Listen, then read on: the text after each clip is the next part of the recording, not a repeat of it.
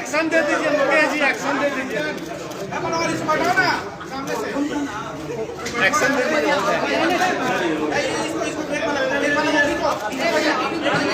हो गया, आगे आगे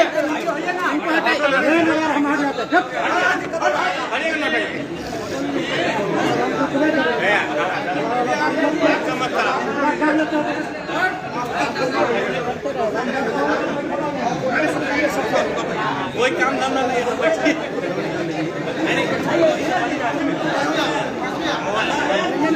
बनाने के लिए अरे आप लोग को नहीं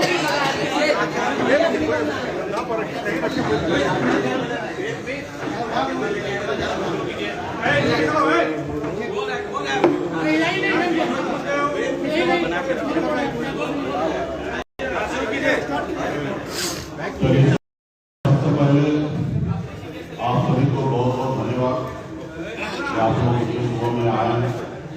एक नई शिक्षा कार्यक्रम को आवाज को पूरी दुनिया तक सुनाने के लिए विशेष तौर पर आपको धन्यवाद देता हूँ। साथ ही जो कल तक हमारे विधायक थे उनको भी शुभकामना देते हैं कि वो कल तक हमारे साथ थे, वो फिर अपने बेलने बदले हैं, तो जहाँ पे भी गए हैं उनको शुभकामना है। उसके साथ साथ भारतीय जनता पार्टी को भी शुभकामना देते हैं कि 74 विधायक बनाने में सनत मल्ला का योगदान था और हम लोगों ने मिलकर उनको 74 विधायक बनाए। और उसके बावजूद भी बिहार में 2 नंबर की पार्टी बनी और उसके बाद हमारे 3 विधायक मिलाने के बाद वो अभी 77 हो गए और बिहार का 1 नंबर का पार्टी हो गए, बड़ी पार्टी बन गए। जो पार्टी देश का दुनिया का सबसे बड़ा पार्टी, वो पार्टी कहीं ना कहीं एक अतिथिशा का बेटा, मल्ला का बेटा के सहयोग से 74 पहुंचे और 74 से 77 पहुंचे। और इसके लिए मैं विशेष तौर पे भारतीय जनता पार्टी को बधाई देता हूं कि आप बिहार के सबसे बड़े पार्टी आप बने हैं, इसके लिए बधाई देता हूं। और विशेष तौर पर बिहार में भारतीय जनता पार्टी के प्रदेश अध्यक्ष संजय जायसवाल जी को भी बधाई देता हूं कि आपने बहुत ही अच्छा काम किया है। लेकिन मैंने कल उनका प्रेस कॉन्फ्रेंस सुना, उन्होंने बहुत ही जो बात उनको नहीं बोलना था उन्होंने बोला, बहुत झूठ बोला, जबकि वो न 3 में थे न 13 में थे। जब मेरी क्या डील हुआ, ये डील सिर्फ 2 लोगों को पता है, एक शरद पवार को पता है और एक देश के गृह मंत्री श्री अमित शाह को पता है कि बंद कमरे में क्या डील हुआ। यहाँ तक कमरे के बाहर भी रहने का सौभाग्य संजय जायसवाल जी को प्राप्त नहीं हुआ था कि वो कमरे के बाहर भी खड़ा होकर कान लगा के सुने। और बिहार में किसी भी नेता को ये सौभाग्य प्राप्त नहीं हुआ। हाँ, कुछ जानकारी नित्यानंद राय जी को या हमारे मंगल पांडे जी को थे कि किस तरीके से दिल्ली में क्या बात हो रहा है, ये जानकारी उनको थे। तो इसलिए वो क्या डील हुआ, इतना झूठ फैलाने का आवश्यकता उनको नहीं था। उन्होंने तो विनर बन गया, 3 विधायक को लेकर बिहार का सबसे बड़ा पार्टी बन ही गया, उनको झूठ बोलने की क्या आवश्यकता है। तो इसके लिए मैं भारतीय जनता पार्टी को भी शुभकामना देता हूँ, हमारे विधायक जो गए उनको भी शुभकामना देता हूँ। और मैं आपको बता दूं कि मैं 18 साल की उम्र से मैं संघर्ष कर रहा हूँ। अपनी जिंदगी को बेहतर बनाने के लिए मैं मेहनत कर रहा था, मजदूरी कर रहा था।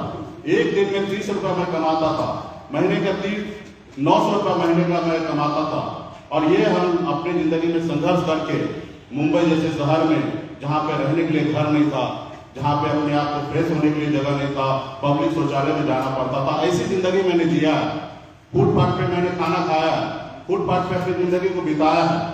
और वहीं से हमने संघर्ष करके मुंबई जैसे शहर में भी अपने एक अच्छा मुकाम मैंने बनाया।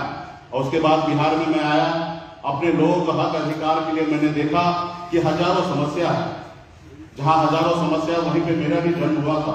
लेकिन मैंने सोचा कि हमारे अपने लोगों के लिए बेहतर कुछ करें, और मैंने मुंबई के ऐशोआराम की जिंदगी को छोड़कर बिहार में आया। आपने देखा कि कितना मैंने संघर्ष किया, कितनी मैंने लड़ाई लड़ा, लाठी डंडा खाया, 7 दिन तक अनशन पे बैठा। जितना मुझे मेहनत करना था मैंने किया, और मेहनत करने के बाद 2020 में अच्छे तरीके से एक मुकाम मिला। माननीय मुख्यमंत्री नीतीश कुमार जी के नेतृत्व में बिहार में काम करने का मौका मिला, और लोगों को ये हजम नहीं हुआ कि वो देखे कि ये व्यक्ति संघर्ष के दम पर जब हमें 11 सीट देने पर मजबूर कर सकता है, तो ये लड़का आने वाले समय में बहुत मेहनत करेगा, और शायद 11 सीट पे इनकी समझौता नहीं होगा, शायद 100 पे समझौता हो। तो उन्होंने ये देखा कि इसको कैसे रोका जाए, तो उन्होंने रोकने का काम किया है। और हम तो कुछ भी हाथ में नहीं था, जीरो में था। संघर्ष करना मैंने सीखा, और संघर्ष के बदौलत मैं यहाँ पे आया हूँ। क्या मैं अपने समाज के लिए आरक्षण मांग रहा हूँ, मैं गुनाह कर रहा हूँ? क्या मैं अति पिछड़ा समाज को हक अधिकार दिलाना चाहता हूँ? जितने उनकी संख्या है उतने में उनको आरक्षण दिलाना चाहता हूँ, मैं क्या गुनाह कर रहा हूँ? क्या मैं कर्पूरी ठाकुर जी का सपना पूरा करना चाहता हूँ, क्या मैं गुनाह कर रहा हूँ? क्या मैं चाह रहा हूँ कि देश में जाति का जनगणना हो, उसके लिए मैं क्या गुनाह कर रहा हूँ? तो मैं हर चीज में मुखर के अपनी बात को रखता था, मैं अपने काम को कर रहा था। लेकिन लोगों को लगा कि ये बड़ा हीरो हो जाएगा, काम करेंगे। तभी हमने बेतिया में बड़ा सरैया मन है 348 एकड़ का, जो 20 साल से विभाग प्रयास कर रहा था कि ये विभाग में ट्रांसफर हो जाए, लेकिन मैंने तभी कैबिनेट से पास कराया और विभाग में हमने ट्रांसफर किया। वो मन में झील में कम से कम 10,000 परिवार का घर गुजर बसर हो सकता है, खास करके मछुआरा भाई का। तो मैं उनके लिए काम कर रहा हूँ। आज बिहार में 32,000 तालाब है, जिसमें से 15,000 तालाब से अधिक तालाब पे कब्जा हो चुका है, अतिक्रमण हो चुका है। मैं उसके लिए प्रयास को अलग से टीम बना कर उसको मैं चाहता हूँ अधिकरण मुक्त कराऊं।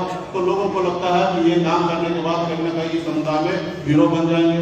तो इसलिए लोगों ने रोकने का काम किया है, और मैं मजबूती से आगे बढ़ रहा हूँ। मेरी जिंदगी में तो बचपन से ही संघर्ष है। जो आज हुआ है, ऐसी बात नहीं था कि मुझे अंदाजा नहीं था, मुझे सब पता था कि मैं जो लड़ाई लड़ रहा हूँ उसमें कुछ भी हो सकता है। कुछ लोग चाहते हैं कि मैं ऐसा आदमी बना कर रखूं कि जिनको मैं बोलूं कि उठो तो उठेंगे, बोलूंगा बैठो तो बैठेंगे। तो ये पहले हुआ करता था किसी कालखंड में, समाज में कुछ ऐसे नेता था जिनको अपने आप पे भरोसा नहीं था, इसलिए वो ऐसे करते थे कि किसी के कहने पे सुनने पर उठते थे या बैठते थे। लेकिन आज मुझे भरोसा है कि बिहार ही नहीं, देश में लाखों करोड़ों निषाद का बेटा, पिछड़ा का बेटा, दलित का बेटा आज सनत मल्ला को जाने लगा। अब मैं भी इसलिए मैं कहता हूँ गर्व से कि मैं सनत मल्ला हूँ, पूरे देश में निषाद का बेटा हूँ, उनके हक अधिकार के लिए लड़ाई लड़ता रहूंगा। आखिरी सांस तक मैं अपने लोगों के लिए लड़ाई लड़ते रहूंगा। आप सबको पता है कि अगर मैं उनकी बात मान लेता तो शायद ये नहीं होता। आज हमने कोचहा में चुनाव लड़ने का निर्णय लिया। आप सबको पता है कि गठबंधन में वो सीट हमारा था। जब सीट अगर हमारे स्वर्गीय विधायक जी का निधन हुआ तो निश्चित तौर पर सीट खाली हुआ, और उसका पहला अधिकार वीआईपी का होना था, लेकिन उन्होंने नहीं किया। उन्होंने अपने मन से अपने प्रत्याशी के नाम पर घोषणा कर दिया, और आपने देखा कि 4 महीना उनके पार्टी के लोग किस तरीके से बेइज्जत करते रहे, उनके सांसद किस तरीके से अभद्र बात करते रहे। मैं सुनते रहा, क्योंकि मुझे वहां पे चुनाव लड़ना था। आज हमें लोग टारगेट कर रहे हैं कि आप उत्तर प्रदेश में चुनाव लड़े, देश के प्रधानमंत्री जी को लेकर विरोध किए। तो भैया आप बताइए, मेरा जो हक अधिकार है वो मैं किससे मांगूंगा? मैं अमेरिका में जाकर मांगू या मैं राहुल गांधी जी से मांगू? देश के प्रधानमंत्री नरेंद्र मोदी जी हैं, उनको लगता है वो प्रधानमंत्री जी उनके हैं, लेकिन उनको ये नहीं पता है कि देश के प्रधानमंत्री जी पूरे 140 करोड़ देश की जनता का प्रधानमंत्री है, और हमारे भी प्रधानमंत्री हैं। और हम अपने प्रधानमंत्री से अगर जो हमने सोचा था, जो हमारे समाज का हक अधिकार है, वो हम उनसे नहीं मांगे तो किनसे मांगे? आज बंगाल में निषाद को आरक्षण मिल रहा है, दिल्ली में आरक्षण मिल रहा है, लेकिन बिहार में या उत्तर प्रदेश झारखंड में नहीं मिल रहा। तो ये सवाल मैं किनसे करूंगा? आज उनसे मैं मांगने का काम किया तो उनको लगता है कि ये गलत किया। आज उत्तर प्रदेश में तो जदयू भी चुनाव लड़े, लेकिन उनके सामने तो आपने कुछ नहीं बात रखा, लेकिन मुकेश सहनी को आपने टारगेट किया, मुकेश सहनी को आपने दुरुपयोग करने का कोशिश किया। तो खैर आपका जो निर्णय था आपने लिया है। अभी हमें बिहार में बिहार की जनता के लिए, लोगों के लिए काम करने का मौका मिला है। मैं काम करते रहूंगा और आगे बढ़ते रहूंगा। जब तक मेरे शरीर में सांस रहेगा तब तक मैं अपने समाज के हक अधिकार के लिए, पिछड़ा के लिए लड़ाई लड़ते रहूंगा, किसी के सामने में कभी नहीं झुकूंगा, चाहे दुनिया में कोई भी ताकत क्यों ना हो। हाँ, कंधे से कंधे मिला के चल सकता हूँ। अगर 4 बात अगर आपका मानता हूँ तो 4 बात आपको हमारा भी मानना पड़ेगा।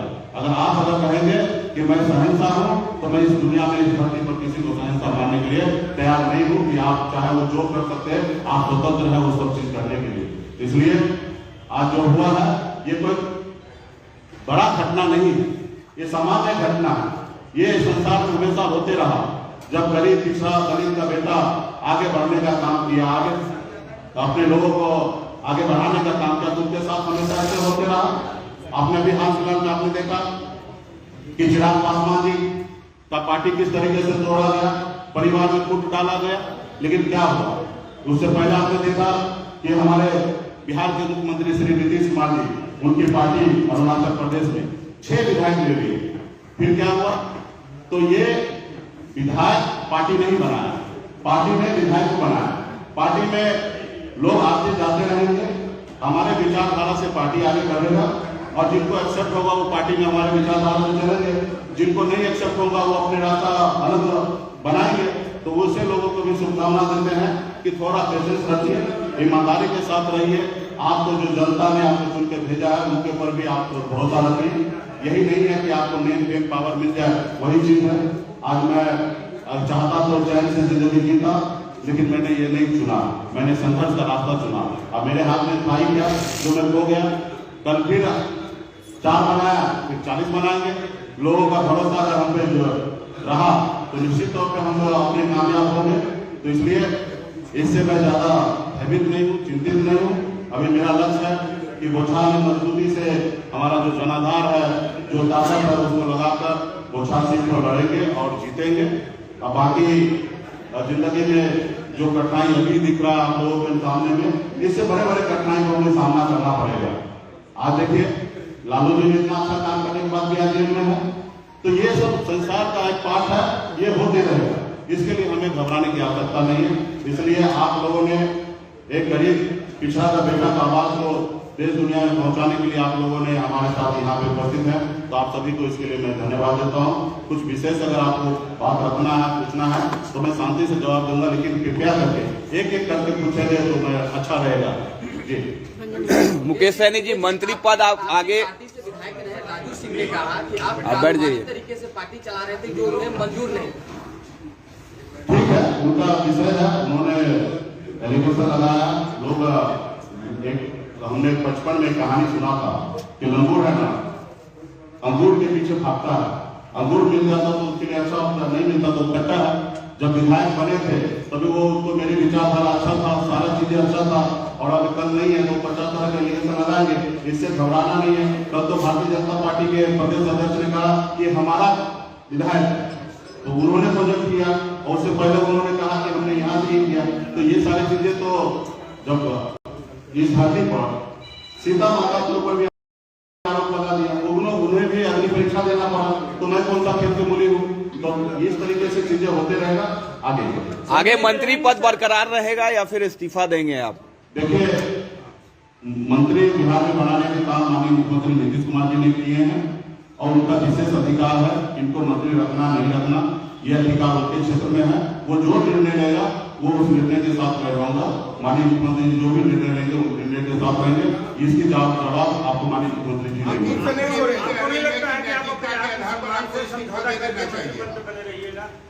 देखिए, हमारे विधायक कहीं गए, यही स्पष्ट हो रहा है, विधायक भी यही बोल रहे हैं।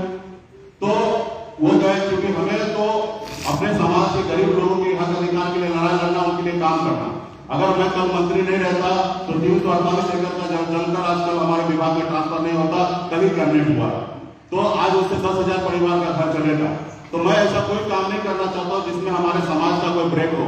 बाकी रहा कि जो लोग, कुछ लोग तो सोचते ही है इनको हटाएंगे, कुछ लोग तो चाहते हैं इसको रास्ते से हटाएंगे, तो वो लोग को काम करने दीजिए, कुछ काम तो उनको भी छोड़ दीजिए ना।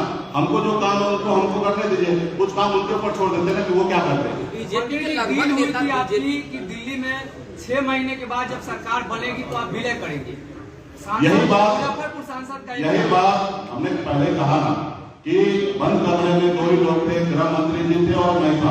उस बीच में जो भी डील हुआ 2 ही लोगों को पता है, और बिहार के कोई भी नेता ये तक भी जाने का उनका ये नहीं था कि कान लगा के सुनेंगे। तो ये बात को स्पष्ट माननीय गृह मंत्री जी कर देंगे तो ये बात को मैं भी सत्य मानूंगा। इस बात को गृह मंत्री जी को जिस तरीके से संजय जायसवाल जी बोले हैं या अन्य नेता बोल रहे हैं, वही बात को गृह मंत्री जी अगर सामने आके मीडिया के सामने बोल देंगे तो इस बात को 100% सत्य मानूंगा और इसके आगे एक भी शब्द नहीं बोलूंगा। देखिए, हमारे साथ पूरे बिहार की जनता है और हमारे अपने लोग हैं और निश्चित तौर पे सबका सिंपत्ति हमारे साथ है। क्या आप हमारे साथ नहीं है? आप भी हमारे साथ, इसलिए आपने एक गरीब पिछड़ा का बेटा का आवाज पूरी दुनिया में सुनाने के लिए आप आए हैं, तो आप भी मेरे साथ है। वही है, कुछ लोग सामने से होंगे, कुछ लोग पीछे से होंगे, कुछ लोग घर पे से होंगे, कुछ लोग दिल में रखेंगे, यही होगा। बीजेपी के लगभग नेता ऐसा क्यों कह रहे हैं कि नैतिकता के आधार पर आपको इस्तीफा दे देना चाहिए? बीजेपी का नेता तो नैतिकता के आधार पर हमें इस्तीफा दे देना चाहिए, उनके मुंह से शोभा नहीं देता है। जो व्यक्ति बिहार में सबसे बड़ा पार्टी किसी को छीन कर बनना चाहता है, वो व्यक्ति को ये बोलने का शोभा नहीं देता है। चलिए, एक मिनट, 2 महीने बाद आप एमएलसी नहीं रहेंगे, उसके बाद भी आप 6 महीने मंत्री रह सकते हैं। क्या जदयू और राजद की तरफ से कोई भरोसा दिलाया गया है?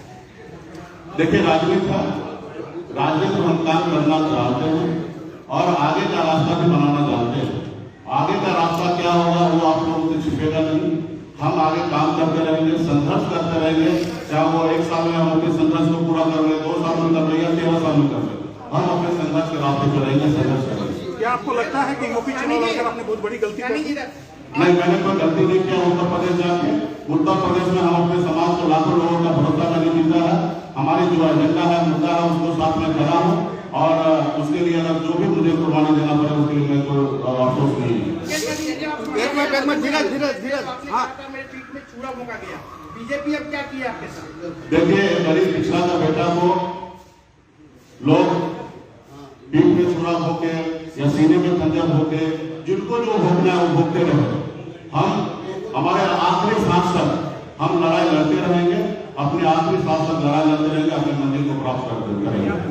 संजय जायसवाल का एक कहना है कि बोचहा में जो आपकी डील हुई थी उस समय 11 सीटों की, उसमें बेबी कुमारी को आप टिकट देने वाले थे, लेकिन रातों रात आपने फैसला बदला और भाजपा उसी का बदला अभी ले रही है। संजय जायसवाल ने कल बात कही। ठीक है ना, हमने कहा ना, जो भी डील हुआ वो माननीय गृह मंत्री जी को आके बोलना चाहिए।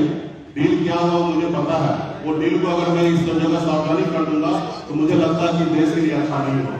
इसलिए वो डील को हम यहाँ पे नहीं बोलेंगे तो वही ज्यादा अच्छा होगा। हम अपने रास्ते चलेंगे और उनको लगता है कि ऐसा डील हुआ तो वो सामने से गृह मंत्री जी के बीच में थे, वो उनको आगे बोलना चाहिए।